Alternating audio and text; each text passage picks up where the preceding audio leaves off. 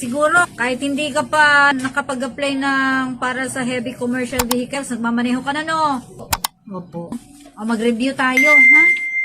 O, eto yung tanong mo, kasi magmamaneho ka ng malaking sasakyan. So, ang question mo ito, pakinggan mo ng maigi, ha? Ito yung tinatawag na turning circle. Letter A, distansya kung saan nakasabit ang sasakyan sa bangketa. Yung sidewalk, ha? Bangketa. Letter B, ang lugar na kailangan ng sasakyan upang makaikot. Letter C, ang bilang ng meters kung saan makakaliko ang sasakyan.